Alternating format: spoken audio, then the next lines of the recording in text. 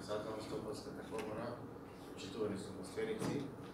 Еве денеска задоволство ми е да сум тука, да поразговараме малце околу економските теми за регионот што се значајни. Јас немам многу да зборувам, ме слушате на телевизија, зборувам и многу, мислам дека веќе на фрижидери ми спаѓам на луѓето. Така да нема тоа што имам да го кажам, веројатно и го знаете што сме планирале, што правиме и така натаму. Денеска сум дојден повеќе да ги слушам вашите коментари, проблеми и врз база на тоа да градиме некакви политики кои што таквите проблеми би можеле да ги решат. Проблеми има многу во економијата и секогаш ги има. Она што се обидовме да го направиме оваа година, прв пат направивме еден закон за финансиска поддршка, по која што и македонските компании се опфатени. Првите 100 компании веќе добија таква државна помош, односно добија договори, а државната помош ќе биде исплатена до крајот на годината. И тука има неколку кавадаречки компании, меѓутоа она што е важно и кое што другата година ќе биде уште појако, односно повеќе средства детерминирани за таа работа, тоа ќе биде во фондот за, сега малци има лошо име, иновативност и технолошки развој, па кога ќе кажеме иновативност, мислиме дека треба тука некои иновации да се направат кои што ќе осменат светот. Не се мисли на тоа, значи повеќе јас би ставил приоритет на технолошки развој, каде што сите компании кои што ги задоволуваат критериумите кои што се таму кажани, може да добијат сериозни средства за подобрување на нивната технологија. Значи идејата е која? Идејата е дека компаниите у Македонија, ако сакаат да бидат конкурентни и да растат, мора да имаат да бидат, мислам, да бидат конкурентни и надвор од Македонија, не само во Македонија. Бројката колку компании од Македонија излезуваат надвор од Македонија е малечка и таа проценти, значи од вкупно регистрираните фирми во Македонија е мал број. Или да не речам тажно мал, еве така би го кажал за тоа. И во таа смисла, мислам дека тука треба да се направи еден исчекор да тие компании стануваат конкурентни и да може да излегуваат надвор од Македонија, бидејќи не можете да бидете голема компанија или да растете ако не бидете извозно ориентирани. Зборувам за индустријските компании, не за тие кои што се во делот на индустријата. А за да испаднете надвор од Македонија, потребно е да бидете конкурентни. Да бидете конкурентни, треба две работи: да имате современа технологија и да имате добра организација. Организацијата на ниеден стопанственик не може никој од надвор да му ја направи, бидејќи тој треба да си ја постави организацијата во компанијата. Но она што може да помогне државата, тоа е да му овозможи полесно да дојде до технологија и затоа, значи, евентуално трансфер на некакви знаења надворешни. И точно затоа и правиме тие програми да помогнеме на стопанствениците да може да купат технологија. Во Законот за финансиска поддршка повратот е 10% или ако сте извозно ориентирани 20%, а додека во Фондот за иновативност и технолошки развој, таму значи поддршката е 30% за обнова на технологија или купување на нова технологија, или 70% доколку имате иновативен проект. Сега тука сакам малце да објаснам, иновативен проект не се подразбира само проект да вие направите нешто епохално ново кое што ќе го смени светот. Значи иновативен проект е, иако вие да речеме оваа амбалажа за ова шише или за оваа флаша го успеете да го направите побрзо во вашиот производен процес, употребите помалце суровина, заштедите енергија. Значи во таа смисла тоа се подразбира под иновативен проект. Значи епохални иновации у светот настануваат 1-2 годишно у цел свет. Не очекуваме ние дека у Македонија ќе има такви епохални откритија секоја година по 100, пошто по последните 100 години немало ни една, така да не гледам зашто оваа година баш 100 ќе има. Така да сакам да ве охрабрам, да ви кажам дека немојте да очекувате и да мислите дека треба да направите нешто епохално за да интересирајте се. Ги има програмите и ги има информациите на сајтот на фондот, ги има на сајтот на влада, ги има на сајтот на мојот кабинет. Значи, аплицирајте за тие проекти. Јас бев изненаден кога беше Законот за финансиска поддршка, кога го обзнанивме, некако малце на стопанствениците не им беше веројатно дека тоа може да се случува. И верувајте, интересот беше мал. првите денови кога почнаа да аплицираат компаниите, да речем имаше само 30-40 апликации. А бидејќи условите за да се аплицира не се комплицирани, значи се едноставни, ние можехме да ги провериме во централен регистар колку компании задоволуваат услови. А условите се два, прости се условите. Значи првиот услов е да имате приход во годината повеќе од просекот од претходните 3 години. Значи само да покажете дека сте компанија која што тоа што го инвестирала нешто расте, така? И втората работа беше да не го намалувате бројот на вработени во таа година во просекот од претходните 3 години. Значи, а тие два податока ги имате у завршните сметки, и едниот и други. Завршните сметки постојат во централен регистар и затоа ние можехме да провериме во централен регистар колку компании задоволуваат. На сите компании им испративме мейл да ги информираме дека задоволуваат за да се пријават. И на крај така некако таа бројка стана над 100 компании кои што се пријавија, 130-40 компании, од кои 107 ги задоволуваа условите и добија договори. И тие 107 компании оваа година ќе добијат средства до крајот на годината. Сега се прават пресметки, значи тоа е првиот чекор. Првиот чекор е да ги задоволите условите, а вториот чекор е после тоа треба да дадете фактури што сте инвестирале, да видиме, нели? И од се што сте инвестирале има поврат 10% или 20% ако сте извозно ориентирани. Ако сте зголемиле бројот на вработени, нели 20% нето плата, ако таа плата е над 18.000 денара, а у принцип више и сите мораме да даваме плати над 18.000 денара, пошто и работна рака веќе нема во Македонија и самиот пазарни услови тоа го диктираат. Во фондот за иновативност уште се пак и условите и полабаво, како да кажам, значи можете да аплицирате за тоа. Значи јас сакам да ве охрабрам сите да знаете дека тоа реално функционира, дека реални пари се одредени, дека треба да се аплицира и да се добие. Денеска кога јас почињав да работам стопанство, знаете, јас сум дојден од стопанството влада, тоа беше пред некои 20 на години, овакви програми немаше. Кога тие програми би ги имал јас во тој период, многу лично би ми помогнале и така и ги креирав програмите кои што знаев како треба за човек што сака нешто да направи. Така да тоа е едната група на работи што ги правиме. Чисто за ваша информација, оваа година во Фондот за иновативност имавме пари од Светска банка, значи тоа беше кредит. Тие беа некаде околу 5 милиона евро, од кои што дел се потрошија, дел сега ќе се дотрошат. И јас од програмата за финансиска поддршка префрлив 3 милиона евра, значи со тие пари, со тој некаков буџет од 7-8 милиона евра, 10 беше програмата, меѓутоа таа нема да се реализира цела во оваа година, се префрла дел во другата година, 7-8 оваа година и уште некои од прилика околу 15 милиона евра кои што се реализираа во договориве за финансиска поддршка и преку Агенцијата за вработување оние кои што беа вработени, значи тоа беа некои 30 милиона евра кои што оваа година ќе бидат поделени на компаниите. За следната година оваа бројка е зголемена. Значи само во оваа програма за финансиска поддршка ќе има отприлика околу 20 милиона евра, плюс во Фондот за иновативност, значи ќе има дополнителни 10 милиона евра, плюс во агенцијата, значи следната година веќе таа бројка сме планирале да биде над 40 милиона евра. Ама ние би биле многу тажни кога не би имале на кого да ги поделиме. Значи затоа ве молам, бидете проактивни, добите ги средствата, обновете технологијата, купете машини. Значи во тој дел сакаме да ви кажеме дека нашата намера е искрена и сакам искрено да помогнем, искрено тие средства да ги поделиме и тоа на реални компании. Ова е еден како да кажеме регионална комора и еден регион. Јас одам по сите региони, на сите региони го кажувам, но не можеме ние да ви доделиме никаква помош ако вие не аплицирате и ако не инвестирате. Тоа е првата работа.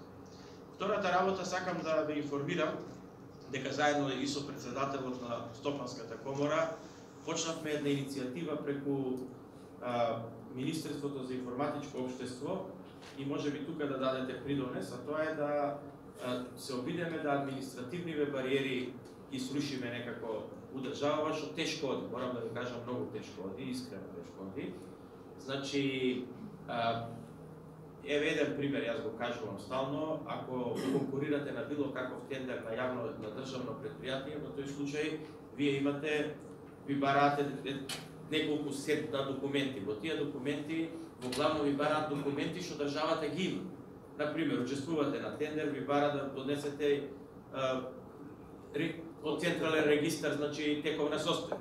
Ви бара да донесете, не знам, бонитет. Ви бара дека не сте во стечај и ликвидација. Ви бара дека имате платено сите даноци во управа за јавни приходи. Значи и тековната состојба и бонитетот ви ги издава централен регистар. Зошто ви имало потреба да одите у централен регистар, да земете документи, за да после одите во ЕЛЕМ да конкурирате на тендер? Кога ЕЛЕМ е државна институција, има пристап до централниот регистар и може да си ги повлече тие документи од таму. Или зошто би требало вие да одите управа за јавни приходи да носите потврда, кога ЕЛЕМ може од управа за јавни приходи да донесе. Значи, се обидувам да направам еден систем во кој што вие како компании да приложите само тоа што е ваша работа, понуда и цена, така, а се останато институциите да можат електронски да си ги повлечат документите и доколку вие не задоволувате некој услов, например, ги немате платено сите даноци во управа за јавни приходи, да добиете информација дека не го задоволувате тој услов, па ако можете да го коригирате за 3 дена да платите ако нешто немате платено и така натаму. Значи, во таа смисла, некако да ги автоматизираме и олесниме тие постапки и процедури кои што вие како компании сега имате доста административна работа и за, нели, ова го кажувам во делот на јавните набавки, го има во делот на концесиите, во делот на земјоделието, во барањето на субвенции и така натаму. Така да, тоа се програмите, да речеме, со кои што се занимаваме во моментот како влада, кои што се надевам дека ќе олеснат на економијата. И третата идеја која што ја имам во глава и која што се обидуваме да ја реализираме, и тука ќе бараме повторно ваша помош, е проблемот со кадар во државата. Значи, ако мене ме прашате како би ги дефинирал трите најголеми проблеми во државата што ги има економијата, прво е, значи, како економијата да ја зголеми конкурентност и да дое до технологија, и тоа се овие средства што ви ги кажував. Второто е, значи, како да полека ги рушиме, да ја рушиме администрацијата и бирократијата со која што се занимавате секој ден и која што ве мачи. Еве нешто кажав на тој дел. И третиот момент е, кој што ќе биде све поголем и поголем проблем за економијата во Република Македонија, тоа е кадрот. Значи, сите вие се соочувате со проблем да веќе тешко се наоѓа кадар на работа, или е тој нестручен, или не сака да работи, или евентуално, не знам, има други проблеми, се иселува и така натаму. Во тој дел направивме 3 нови програми. Значи, првата програма е закон за практиканство. Зошто закон за практиканство? Заради тоа што ако вие денеска земете во вашето предпријатие човек да доаѓа на работа на пракса, тој има нерегулиран статус и проблем ви ако дојде инспекција и го најде тука на лице место, ќе го третира дека вие непријавен работник, така. Од друга страна, ако е тој непријавен работник, изгледат казни, нели, за сета таа работа. И затоа рековме закон за практиканство, кај што викаме секој, али тој закон за практиканство не е само за ученици, него за сите до 29 години. Значи тој може да е и завршен, и дипломиран, и со оформено образование, средно, високо, небитно, меѓутоа бидејќи нема искуство, тој доаѓа кај вас на пракса и вие имате можност 6 месеци да го плаќате 6000 денара, плюс без ништо, значи, и тој да има регулиран статус кај вас. Понатаму, значи, доколку ви треба следните 6 месеца 12.000 денара, со платен персонален данок само, ако ви треба и ако тој се обучи, тогаш задржете го, нели, за стално и тогаш треба да му го регулирате статусот. Меѓутоа, до 12 месеца тој може да биде кај вас со регуларно да престојува во фирмата. Зошто? Заради тоа што рачунаме дека во тој период тој не многу придонесува за работењето на фирмата, него повеќе учи него што придонесува, и затоа ги олеснивме овие критериуми за да тој може регуларно да биде во вашата компанија. Втората работа која што се обидуваме да ја направиме е да направиме дуално образование, и тука ќе барам помош од вас. Значи, дуално образование предпоставува да вие учествувате во едуцирањето на луѓето, а државата само ви помогне во таа работа. Со други зборови, да средношколците бидат во еден одреден период кај вас на работа во фирмите, например 2 дена да биде во фирма, 3 дена да биде во училиште и при тоа да му се признае, значи, легална диплома, со тоа што тие 2 дена кои што ќе биде кај вас треба на некој начин вие да го компензирате некаква финансиска сума, меѓутоа на тој начин обезбедувате да имате кадар за во иднина и да можете да дојдете полесно до тој кадар, некако да го едуцирате и да го образувате тој кадар. Со такви мерки се обидуваме, значи, да направиме некаков помак и последното, значи, што сакам да го направиме, и тоа не е промовирано, додека ова со дуалното образование и законот за практиканство е веќе на некој начин и промовирано. Последното е да направиме брза активна мерка за вработување, а таа е од една страна во секоја општина да излистаме кои се невработени и кои реално бараат работа, а од друга страна, значи, да видиме стопанството, и тука е вашиот удел, значи, што реално има потреба од каков кадар. Например, вие имате, да речеме, наставници по географија, кои што шанса нема да добијат работно место како наставник по географија, бидејќи, да речеме, во една општина има 30 такви, а има 2 училишта кај што веќе има наставници и такво работно место не се отвара. Меѓутоа, од друга страна немате сметководители, немате, не знам, оператори на CNC машини, немате некој друг кадар, и во тој случај да направиме, значи, на ниво на општина едно спојување на тие 2 работи, во кои што тие кои што сакаат и бараат работа ќе може да дојдат кај вас во компаниите, при што вие ќе им кажете по 6 месеца дека ќе ги запослите и ќе понудите каква плата давате за тоа, а тие 6 месеца додека они се едуцираат кај вас во компанијата, државата ќе го покрие тоа. Значи, државата ќе ги плати нивните плати, придонеси све што треба, тие 6 месеци да работат кај вас, меѓутоа вие треба да ја земете обврската дека после тоа ќе ги запослите, доколку тие, нели, ги задоволат критериумите да се научат да го работат тоа, бидејќи не баш лесно се прави од наставник по географија сметководител. Така, чисто како пример кажам, сега нешто друго може да биде. Така да, значи, со други зборови, со тие такви брзи мерки, ние ќе се обидеме да ви помогнеме некако да дојдете до кадара, да државата во тој дел ви биде партнер. Државата прв пат оваа година одреди над 1 милиарда денара, значи сериозни средства за овакви активни мерки за вработување, а следната година сега буџетот ќе испадне, таа бројка ќе биде изголемена. Значи, она што јас се обидов да го направам во владата и мислам дека имаше разбирање кај премиерот и кај сите министри од економските ресори е да колку што може повеќе пари вратиме во економијата.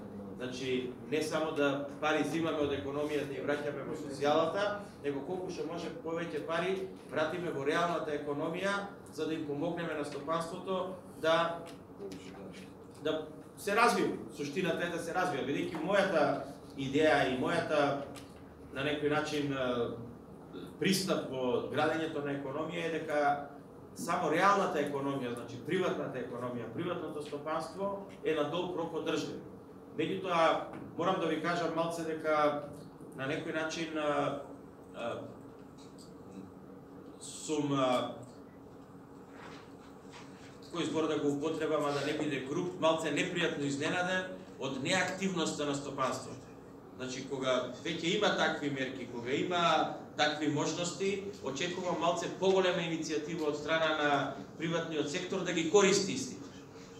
Сега тука во тој дел не можеме да помогнеме, морате вие да го направите. Така, значи морате вие да имате идеја, да знаете што сакате да правите, како да инвестирате и така натаму, за да ги искористите тие мерки. Ја, еве, толку тука би завршил, не би должел повеќе, ако мислев помалце да зборам, ама еве, некако зборев сепак е до 15-20 минути. Повеќе би сакал да ги слушам вашите проблеми,